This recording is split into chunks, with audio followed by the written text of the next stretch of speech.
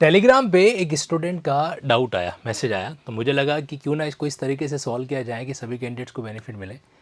Doubt ये है कि जब एक पर्सन रॉबरी कमिट करता है और जहां वो रॉबरी के साथ साथ में कोई सेक्सुअल ऑफेंसेस जो है वो भी कमिट है जो करता है, तो रॉबरी का जुरिस्डिक्शन जो है वो तो मजिस्ट्रेट के पास में है और सेक्सुअल ऑफेंसेस का जुरिस्डिक्शन सेशन कोर्ट के पास में है।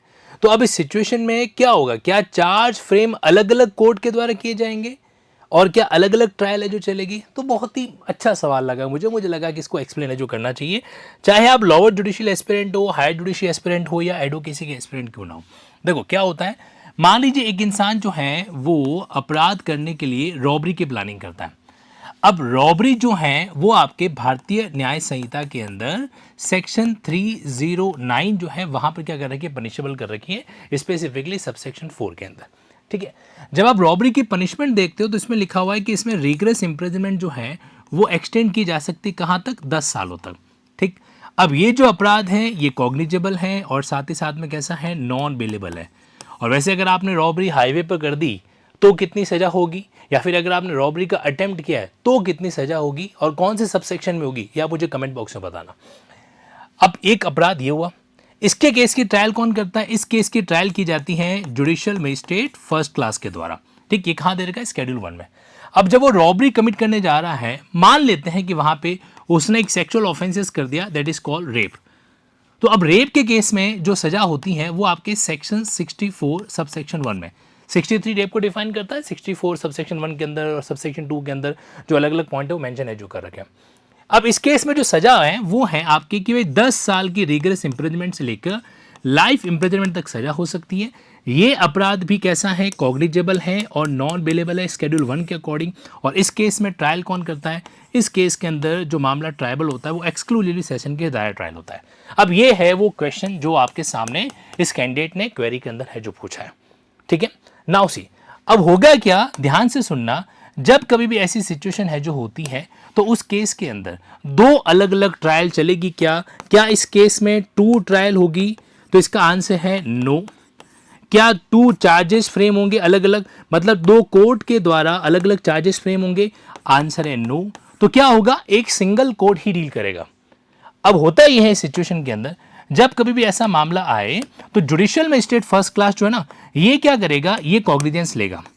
ये जो है आपके सेक्शन 210 के तहत जो है अपना कॉग्निजेंस लेगा। एफआईआर का मामला है तो ऑब्वियस सी बात है एफआईआर के अकॉर्डिंग है जो ले लेगा। कॉग्निजेंस लेने के बाद में यहां पर एक सेक्शन यूज किया जाता है 232, ये आपके भारतीय नागरिक सुरक्षा संहिता चैप्टर नंबर 17 के अंदर जो इश्यू ऑफ प्रोसेस वाला सेगमेंट है वहां पे क्लियर कट है जो दे रखा है। तो 232 में कॉग्निजेंस लेने के बाद में ये इस केस को क्या कर देगा, सेशन को कमिट है जो कर देगा। अब वो मैटर जो एक्सक्लूसिवली सेशन ट्राइबल थे वो तो कमिट होंगे ही होंगे, और इनके साथ में जो दूसरे मैटर कनेक्टेड है वो भी साथ साथ में कमिट है जो हो जाएंगे।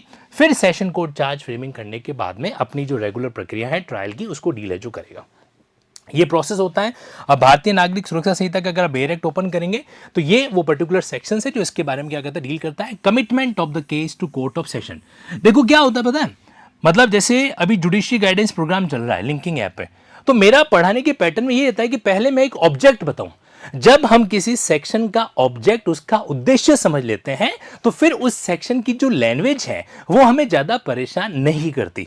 अब ये बात समझने के बाद आप क्या करना है, सेक्शन 232 को पढ़ने का प्रयास कीजिएगा। मेरा ये विश्वास है कि कहीं कहीं पहले के बैटर में, लिटरल इंटरप्रिटेशन के बैटर में, ये पर्पसिव इंटरप्रिटेशन आपके बेयर एक्ट को एक अलग तरीके से डील करने के लिए क्या करेगा, आपको हेल्प है जो करेगा। आपका और कोई भी डाउट हो आप क्या कर सकते हैं, यहाँ पे @तनसुख सर पे मुझे डीएम कर सकते हैं। डीएम करते समय अपना नाम डिटेल जरूर मेंशन है जो कीजिएगा। ओके, आप यूट्यूबर व्यूअर हैं, क्या हैं, जुडिशरी एस्पिरेंट है क्या, वो जरूर मेंशन है जो कीजिएगा यहाँ पे।